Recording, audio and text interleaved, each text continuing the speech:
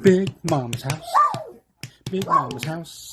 Welcome to Big Mama's house. Big Mama's house. Yeah. Big Mama's house. Welcome to Big Mama's house. Big Mama's house. Yeah. Welcome back to Big Mama's house, y'all.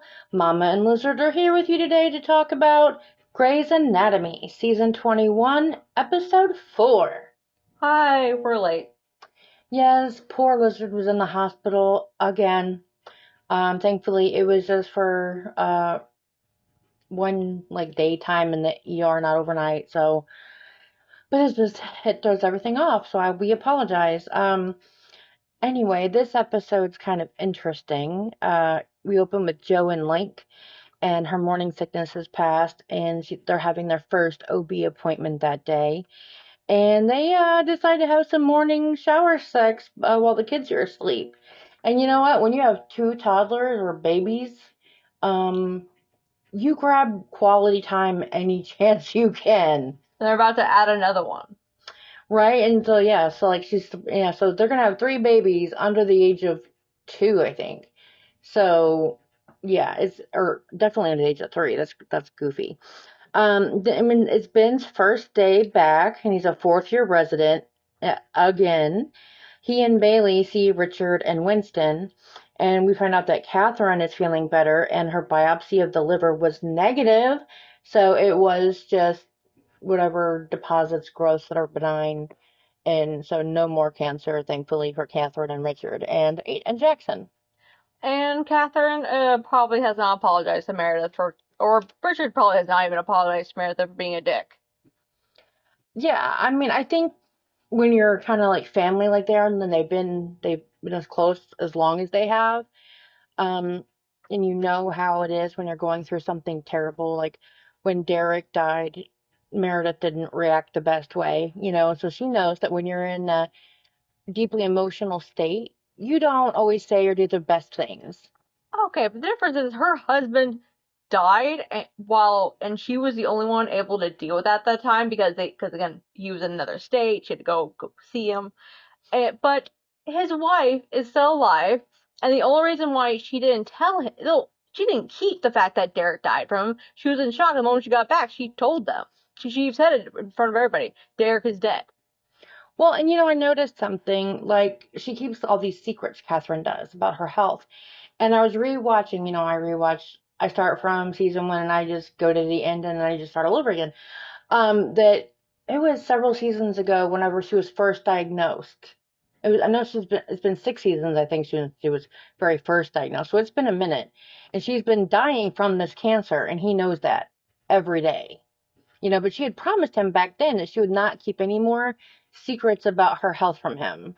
Well, that was a big fat lie, we know. Exactly. Catherine lied. Meredith was upholding her oath as a doctor. There are two totally different things. You can't, again, he's mad at her for the stupidest reason after so many other stupid reasons of getting mad at her, and Meredith's always the one getting the brunt of it. But is he still mad at her, or was it just an emotional outburst because he was scared out of his mind? I don't know. The episode does not say at all. They totally ignore that Meredith was there, just the past one. Well, we don't really see her in this episode, so exactly, we don't know. I'm sure they'll come back to it. But we see the interns meeting up outside the hospital as Mika's youngest sister, Chloe, arrives. And she's one of those people that drive me insane. Like, she left her phone on the plane, and there's always something. You know what I mean? It's like, take care of your crap. Like, you have one suitcase. It's not like you have young children and a spouse and all this other crap to, like, wrangle. It's just you and one suitcase. How do you lose your phone? Right? Like me, you, Papa, and Auntie 420 was like, we were all on a plane with multiple suitcases, like double bags each, and we had all our stuff.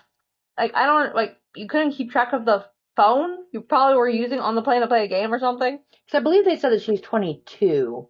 I would have not let my phone down. No, and so, like, at 22-year-olds don't put their phone down, number one. And number two, like, you were 19 or 20 when we went to Maui. About that. But still, you had the maturity and responsibility to keep track of your own crap because I wasn't doing it for you because you were an adult. Yes. So that whole bit bugged me. As a mom, as a human, that's just not who I am. And Helm is back after 2 weeks in Paris, and she sees Levi. Fun fact: J.C. Elliott, who plays Helm, is actually French, which is why her French is so perfect. Mm-hmm. She's actually from France. Just a little fun fact for everybody. I just thought of something. Okay, so while I was in the hospital, Mama was there. And Chloe's the youngest of like 8 kids, right? 9.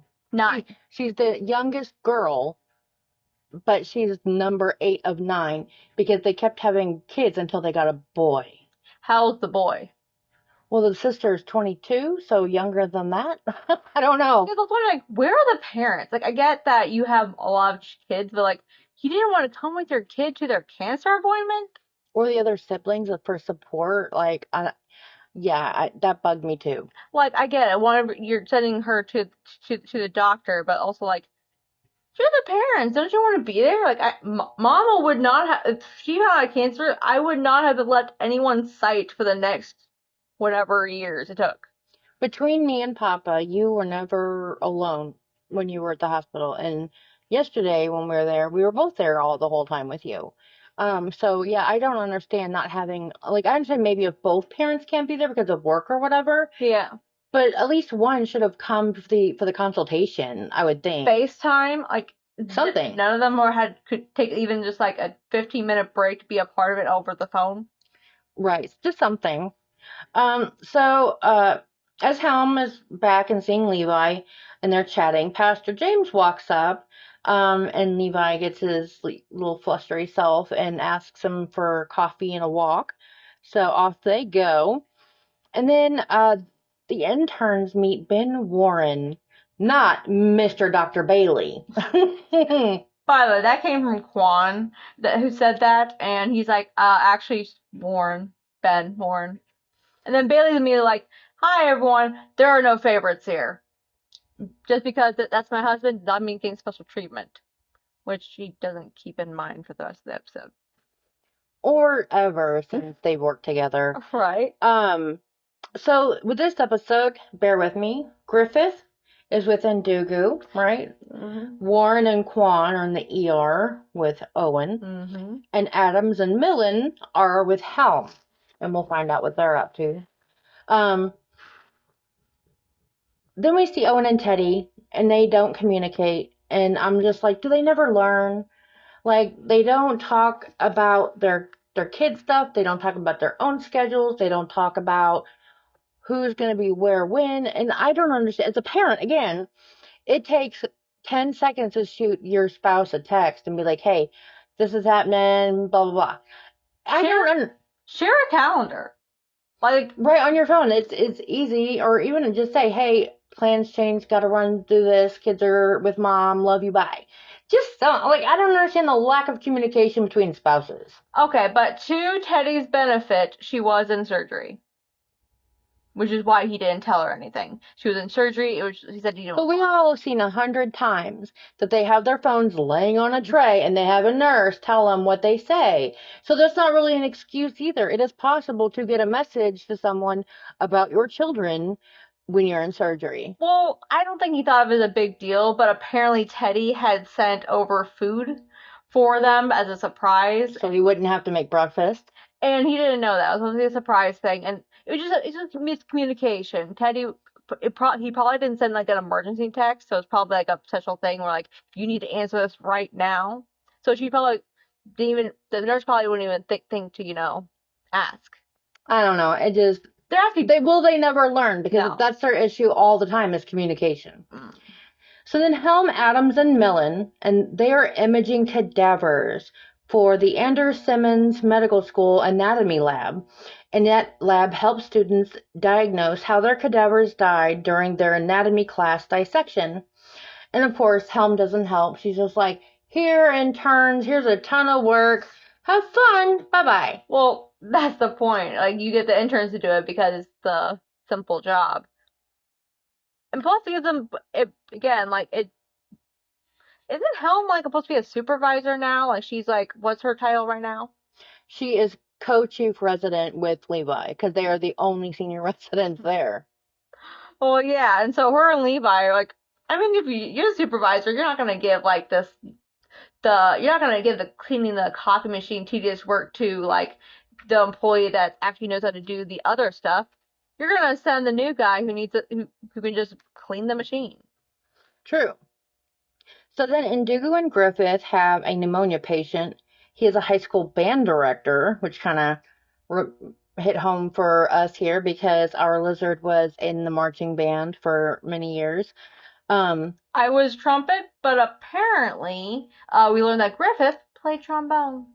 Indeed. I got a specialist in my heart for the brass section, so go Griffith. Okay, but I've known a lot of trombone players, and I know the larger brass section in marching band.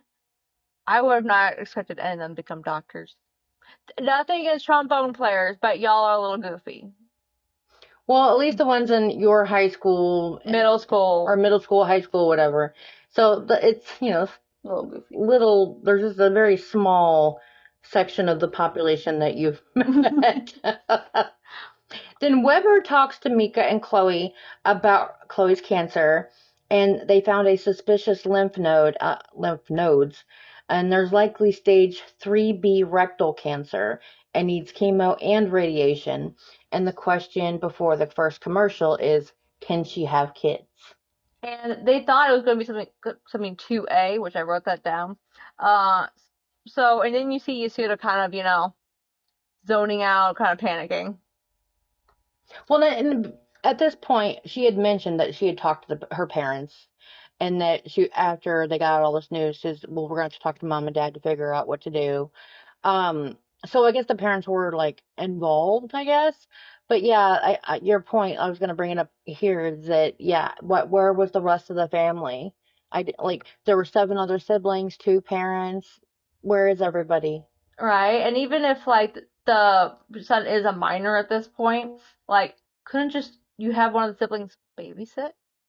Like, Something. someone be there other than the Yasuda. And I get, like, Yasuda's the doctor of the group. I assume she's the only doctor of the group. But why wouldn't you want to be there? I couldn't not be there, So after the first commercial, we see Levi and James walking outside, and James did, quote, the whole global nomad thing before divinity school. He grew up in Wyoming with devout Episcopal parents, and he was an only child. Then his parents died after having some strife about, being gay, and he found his faith again because of his grief. Which I kind of get that whenever you lose someone like parents, grandparents you're really close to, siblings, spouses, um, you either find your faith or you lose it. I've seen in my, you know, um, it's one of the two because you've been through something, a horrible trauma, and you lost your faith for a while. I still have not. Again, people who find their faith find comfort in religion. They find comfort in the higher power and everything. I find comfort in the knowledge that, or at least my belief, that it's just life. No one had planned anything. No one is causing all of this. It's just life happens. And you can't do anything about it. And that's my comfort.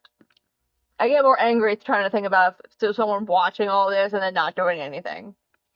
He gave us free will. That's the bummer of it. Well, apparently he's omnipotent, so he could do something. We wish, right? So then Ben and Quan help Hunt in the ER, and Quan is douchey to Ben, as he usually is to anyone he feels competitive with. Yeah. And there's a young woman who had a BBL, and that is a Brazilian butt lift, for anyone who doesn't know. It's where they take fat from somewhere in your body and put it in your butt while also lifting it to give you a perfect round tight butt. Which, I mean, if that makes you happy with yourself, go for it. I don't support plastic surgery, but at least plastic surgery to change for someone else. And we've seen that over the years with Dr. Sloan and then Jackson that they're totally okay with helping you change the way you look to make yourself feel better, but not to please someone else. Yeah. And it definitely showed that she felt better and made her confident in herself. As someone says later, he got big booty energy. That's awesome.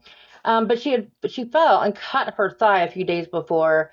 But Ben is out of practice, and he's feeling a little awkward and fumbly because things have changed. Things aren't where they used to be. They've changed the sutures they use. The entire system, the computer system, is completely different, and he feels like he's an intern on day one. Well, it only is his first day, but I also like to point out is that every time he asks for help with the system, everyone says, "Oh yeah, it's confusing here." Like everyone is confused by it. And everyone understood it as a thing. They were like, "Yeah, man, this whole new system. It took us a while to figure it out, So don't worry about it. We'll help you out." But at the same time, I think he had expected, because that was where he worked for many years, to walk in and be like, it was just like when he left. Yeah. And he was sadly mistaken. Then Adams and Millen are imaging 30 cadavers on their own, and that's some heavy lifting when you have straight up dead weight. And you have to move them on and off gurneys onto the imaging machine, off and back on the gurneys, and then put them back into. Wow, just that's a lot of heavy lifting. And I'm sorry, I don't think many people signed up to be a doctor to like be a dead body mover. Well, the point is that they have to scan them for so that future students will have the chance to diagnose them. But also, as Adam put it, it's harder when the patient isn't able to move their center of gravity to help you. Well, yeah, because otherwise, it's so hard to move something that's a dead weight. I don't even like I've never had to carry like a dead weight body, but I've had to carry like sleeping children. Like when you were 7, 8 years old and would fall asleep in your random places, and I'd have to pick you up and carry you to bed. Yeah, yeah, yeah. And I can imagine doing that with a full-grown person, Molly has mastered dead weight. If she doesn't want to move, she's not. I swear to God, her mass increases tenfold whenever she doesn't want to move. Like she literally gets heavier, and it's like really hard to pick her up. Anyway, back to the show, guys. Sorry. Then Bailey tells Griffith to go to the ER and watch over Warren, because she's concerned. She's worried about his first day. And of course, who would say no to Bailey? So off she goes. Even though the problem was that Ndugu had told her to stay and watch a very close eye over the pneumonia patient. The marching band director. The marching band director. So she's in a rock. She's going against what Ndugu told her to do in order to do what Bailey told her to do. Which again, like Bailey's the chief, and so she's in a rock and a hard place. Nope, Teddy's the chief. Oh, Teddy's the chief. But again, like she's her superior. But she's the previous chief, which is still intimidating. Yeah, and that's the whole. She's Bailey, right? And again, like she is her superior. And also Ndugu is her superior.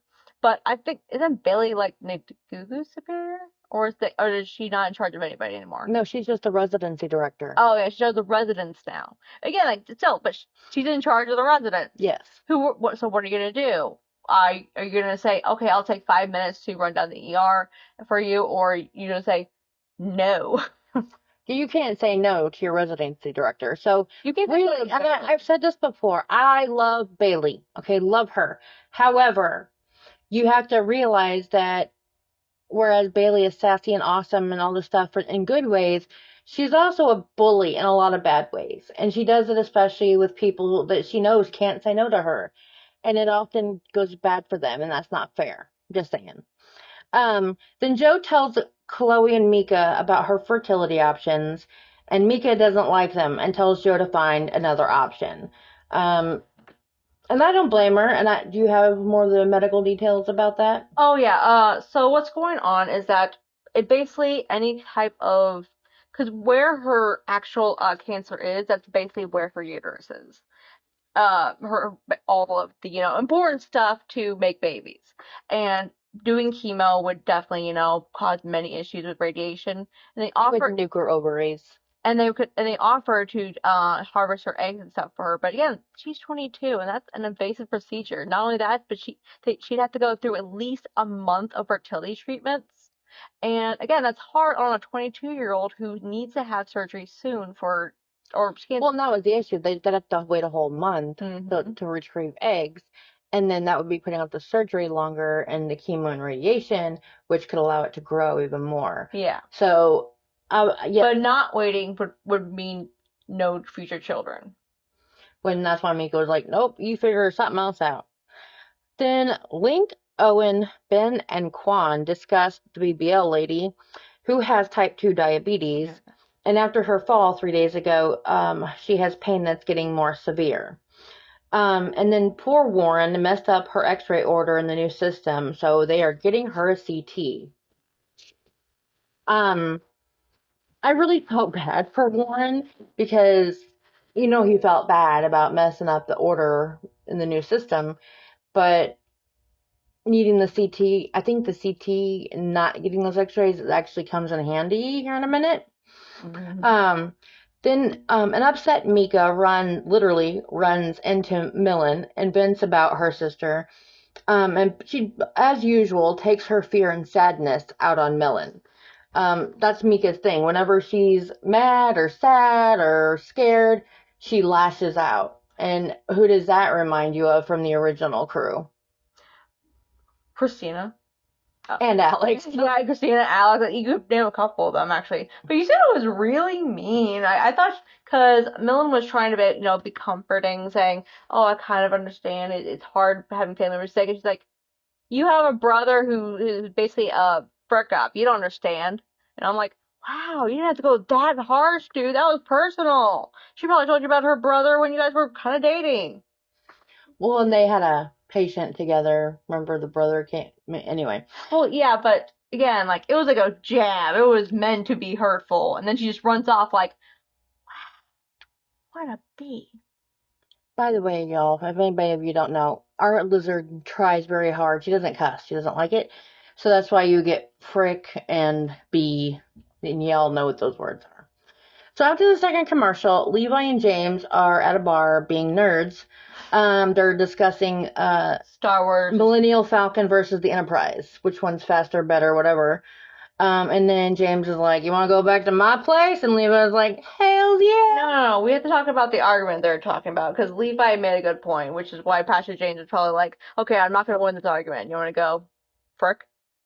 Because he was like, "How could the Millennium Falcon go the speed of light?" And then Levi says, "Yeah, but that's like the first notch in the Enterprise. It can go 5 times that fast." And yeah, 5 times the speed of light is definitely faster than the speed of light. Indeed. But after them jumping up and running to go, have the sex, again, it reminds me that this show has taught me that surgeons rarely pay for drinks. They just jump and run, get up and go. They never leave money or really pay for anything.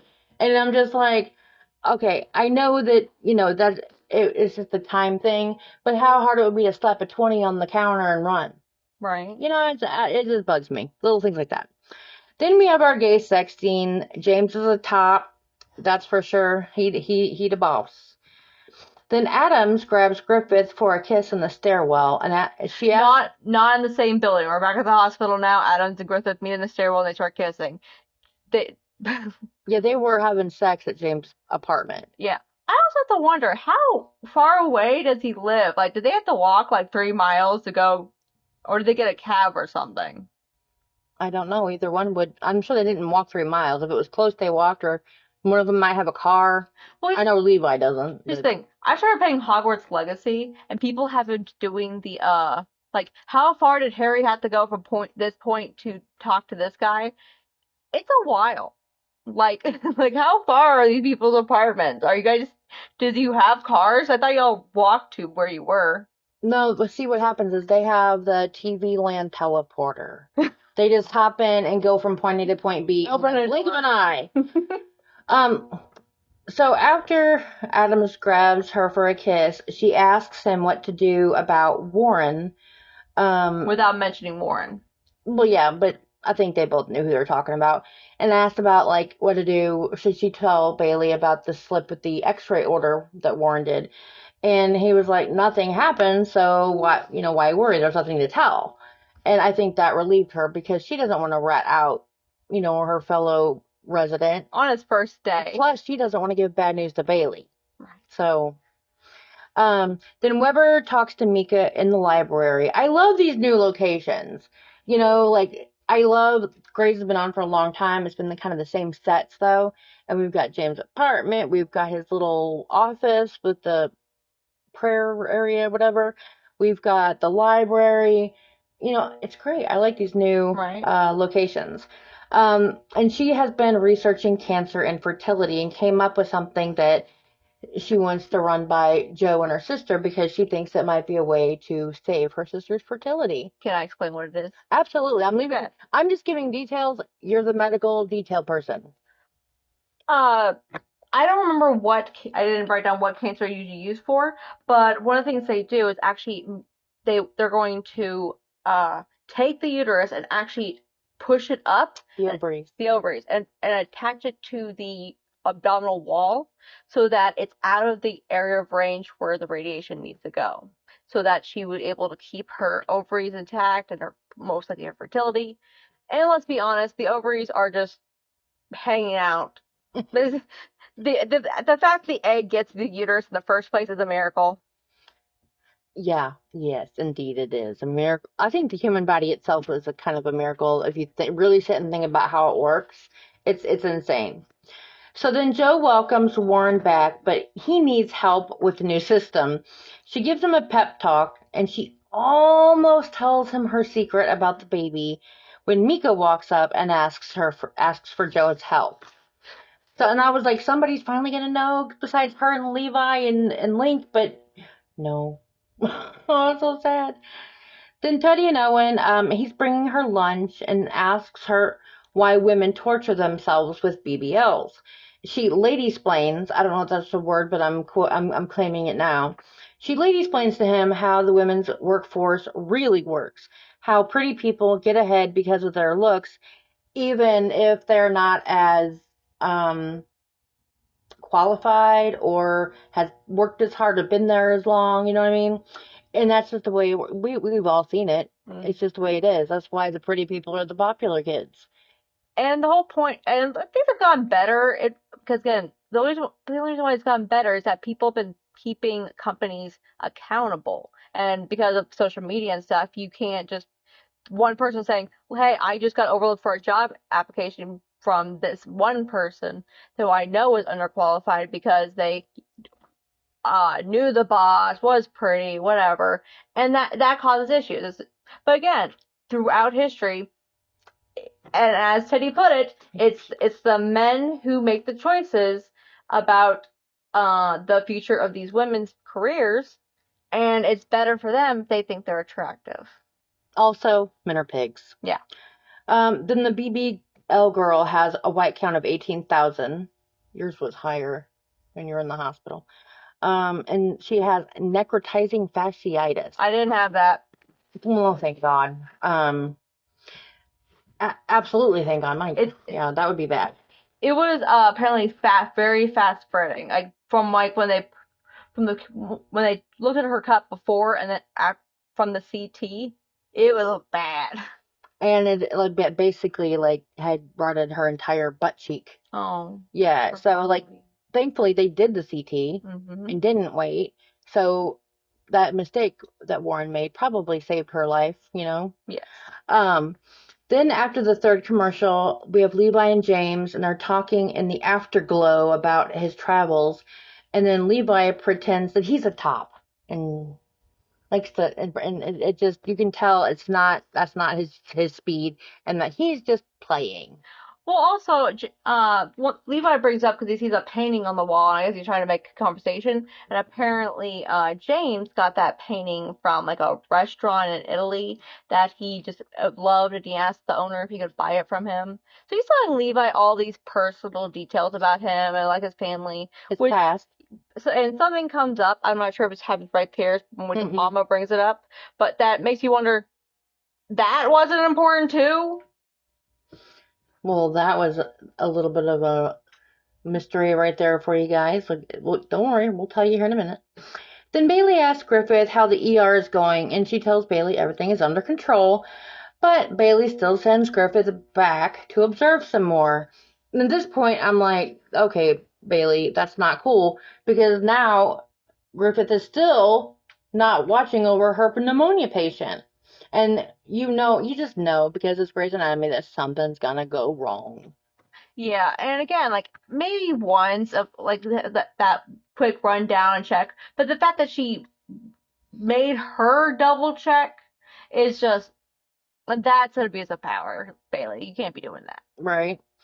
Then Joe, Weber, Mika, and Chloe discuss moving her ovaries into Chloe's abdomen, and as Lizard said, they will attach it to the abdominal wall so they're out of the field of radiation, and that is called ovarian transposition, and it has a 50 to 80% success rate and no hormone replacement therapy after, which for a 22, 23-year-old, that's a big deal. It means that if you don't take your hormones, you're basically in menopause, Mm-hmm. and that does a lot of crap to your body, and especially someone that young, and it has a higher risk of becoming cancerous later. Yes. Then Adams asks Millen what's up with her and Mika, and she says nothing. But then we get a Maxine reference, hashtag bring back Maxine, because we love her, and I think like she should become a regular character on the show for real, because we love Maxine. She's so sassy, and I love her attitude. Indeed, bring her back, guys. Bring her back. But not in the hospital. No, like let her be like a candy striper or date a doctor or something. I don't know, but give her something fun to do. Put her in the cafeteria. Or the gift shop. She's not volunteering at the gift shop. The poor BBL girl is septic, and she her heart rate starts to go funky. At the same time, Ndugu's pneumonia patient can't breathe and codes. Griffith isn't there watching him like Ndugu told her to, and now the patient has to go on ECMO. And the whole time, Nuku was like, "Where the hell is Griffith?" Right? And I'm like, oh no, Bailey, what have you done? This is not okay for her or the poor patient. If she had been there, this wouldn't have happened, and that's completely on Bailey. Right. Although, never at any point did I hear Griffith say, that I'll happy to run down there for a minute, Dr. Bailey, if you'll watch over this patient that Dr. Ndugu asked me to watch over very carefully. Something, you know what I mean? Like, you got to speak up and, like, be honest, or this kind of miscommunication shit happens. But again, it's Bailey, and Bailey doesn't take well to, she'd be like, again, like, trying to stand up to Bailey is much harder. She may be a shorter person, but she got big booty energy. she has big chief energy. She got big something energy all the time. So then after the fourth commercial, Griffith runs into the room, but Ndugu tells her to wait outside. BBL lady is in surgery, and Hunt asks Ben for help because obviously he's been a surgeon before. Yeah. Ben sees that upset Quan because Quan's been there for a minute longer, and so Ben asks him to help him. Which I think right there, Ben is experienced enough, mature enough, wise enough to know you need the people on your team on your side. And if you don't, it's not gonna work for anybody. And he makes a special point because earlier in the episode, Quan had jokingly referred to him as boss because, he's older. And so Ben, kind of like a little nod back, says, "Thanks, boss." And I love that Ben has that little low-key sass. Like, right. He's a chill dude. He's very nice. But when you irritate him and piss him off, he gonna give it back at you.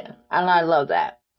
Adams and Millen talk about their med school cadavers, which I don't know why you would want to be attached to your cadaver. I don't like if it's to me. But you know me, I'm more of a practical person. Like I see it as a tool to teach me about the human body so that I can be a doctor well enough to like go and save lives and not be a menace, you know? Yeah. So I don't understand the attachment that some people get to it. I can. Again, I see it more as an empathy thing for the patients. They're trying to teach them to, be to understand that the patients aren't just things to diagnose and treat. They are people and human beings who have emotions and feelings, and you have to, even though these cadavers aren't alive anymore, they were, as Millen puts it, that was someone's grandma, that was someone's sister, that was that was someone's person. Yeah, and I imagine, I forget that when these guys come out of med school, they're 25, 26 years old, Mm-hmm. you know, and so I have to kind of remind myself that, not all 20 somethings are that empathetic yet. Yeah. So, good point. I like that. Then Bailey sees Griffith standing in the hall and asks how the ER is going, but she gets ignored as Ndugu walks out of the patient's room and she asks him how the patient is. And you can see on her face and her entire body that she is like guilt from head to toe. Like she feels horrible that she was not there for that patient. Um, so Indigo says that he's now on ECMO and stable, but he may never breathe on his own again. And he starts kind of going off on Griffith about where were you? Why didn't you do what I was telling you to do? And Griffith takes it because she knows that it is her fault. She takes accountability and just stands there, doesn't try to make excuses and say, oh, well, Bailey, whatever. She just, because she feels bad and she knows she deserves it. So Bailey tries to intervene for Griffith and asks Ndugu to talk in private. But, Griffith still feels awful and it doesn't matter, I do appreciate that Bailey Amelia was like, this is, while this is, Paul Griffith feels bad, it was also Bailey's fault. She used her power and her authority over Griffith to have her to do what she wants. And Google makes a point of that. He's like, listen up, you want to do your husband a favor? Stay out of his job. Yes, that comes up here in a little bit. But I kind of disagree with you because I fully believe that everybody in a situation, unless you're a child with no power or some sort of situation like that, that everybody who's an adult has to take accountability for their part in situations. Yes, Bailey is her superior. However, she needed to speak up and say, what she was supposed to be doing so that at least Bailey would know, and maybe she's like, oh, well, never mind. I'll see if I can find somebody else or something. You know what I mean? Well, well, Bailey's the one who gave her the assignment in the first place, so I'm assuming she's probably like, okay, Bailey knows what I'm supposed to be doing, so she just obviously must. Again, like, I'm not saying Griffith shouldn't have, said something or just, just not done it. Just to say, I got too busy. I was supposed to watch this patient, and that's my job. And my job isn't to watch over your husband. But again, the superior thing does add a power imbalance there. Yeah, The pressure. I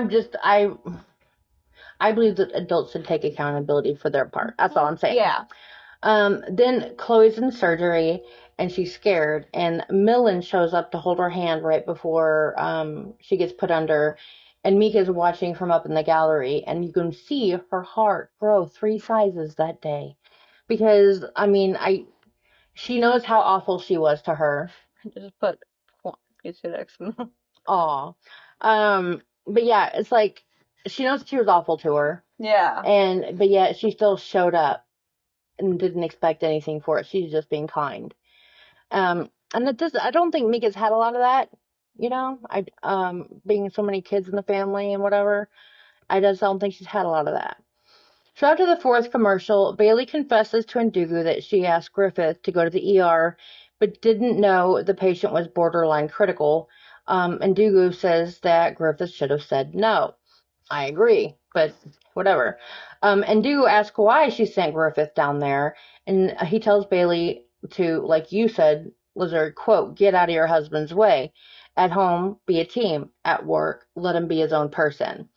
And I agree with that to a point. For the most part, they should just be able to do their own things unless there's a situation where one or the other needs something for the other. I think he's trying to mean, like, don't try to meddle in your husband's job. And right now, Nagu is going through his own divorce with Maggie, so He's bitter. he is bitter. So after all that, it's the end of the day, and Joe missed her OB appointment, but once, because of Chloe's surgery last minute. But they want to see the baby, so we're going to see about that later. Then the BBL girl is healing, and you should see, if y'all didn't actually watch the episode, she's laying on her stomach because obviously she had surgery on her butt. And one side is still huge and round, and the other side is like totally flat. And it's really funny. And I know it's not funny if it was like real, but it was funny.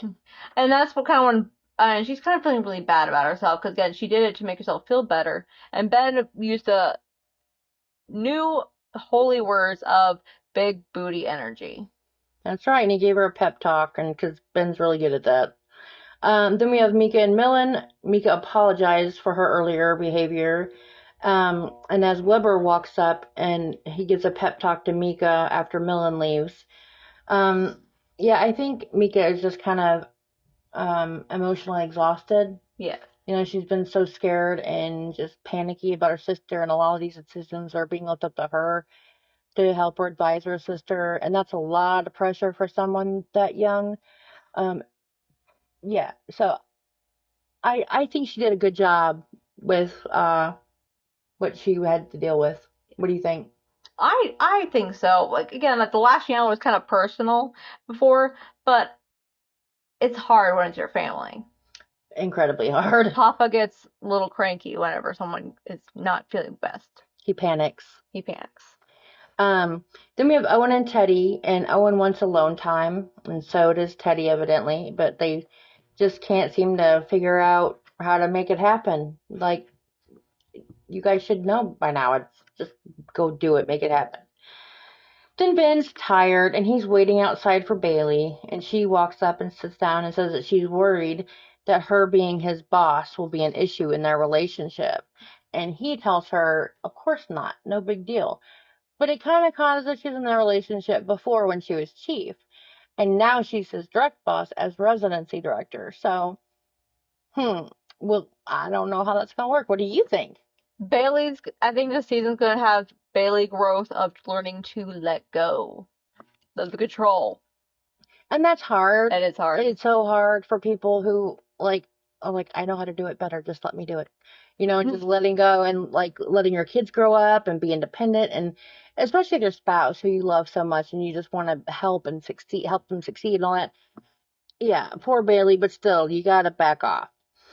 Then Mika tucks in Chloe, and she kicks back in one of those awful, not comfortable hospital little recliner chairs when the interns enter with gifts and snacks and flowers and balloons and tell her that they took her shifts all week so that she can stay with Chloe and help her get better.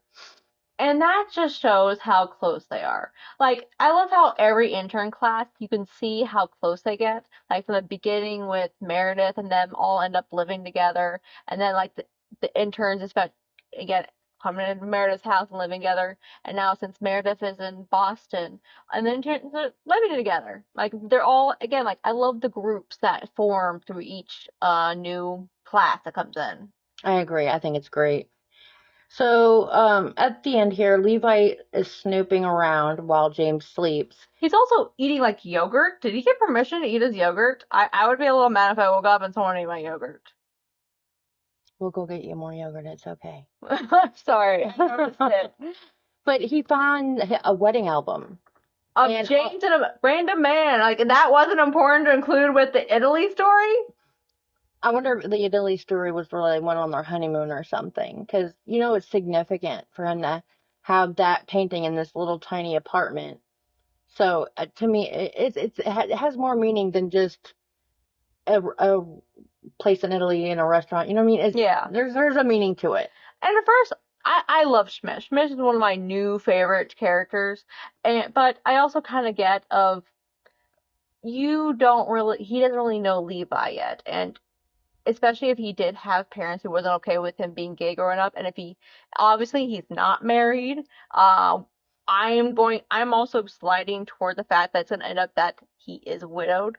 A widow. Yeah. Yeah, he got, his husband probably passed away, which again, that's probably again helping find his faith and everything. Yeah, I mean, that's what I figured too, is that I can't imagine him not saying if he was divorced or something. Yeah. That's pretty common. So, And they're all young. Like James doesn't look more than like 30. yeah, I mean, all of them are pretty young, except for Warren in the residency class, obviously. Although losing your spouse is always too young. Always, forever.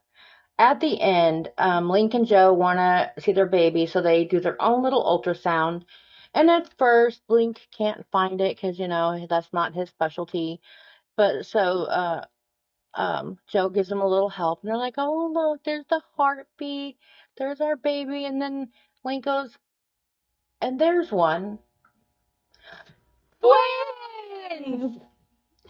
4 babies under the age of 3, you guys. For you mothers out there, please leave me a comment. Did you have stair-step babies like that? How did you manage? Oh my God, I had 2, 3 years apart. That was hard enough on me, but I was very young. But what do you think? Could you handle it? Would you just run away and hide and be like, whose kids are these? I want a kid one day, and I hope I'm getting my health better so I can. But it's just like, even the idea of just having twins at once is just like, that's nuts to me. Like that's you only do 1 newborn, but 2 at the same time. Well, but you've got all 3 of us to help you. So even if you did happen to have twins, you would not be alone in that. But then having 2 more kids on top of that as toddlers. I said, they would have to hire some sort of nanny situation, or definitely some sort of part-time help. I don't know. Thankfully, I guess they don't have to pay for daycare. Being with a hospital, daycare is for the doctors and everything. And thankfully, because can you imagine having to pay daycare for 2 toddlers and 2 newborns?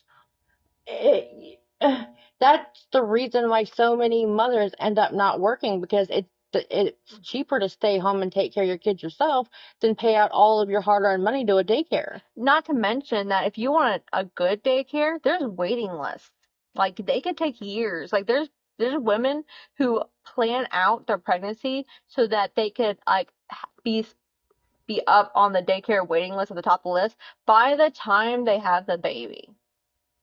Right, and yeah, especially I guess in cities where it's a lot more competitive.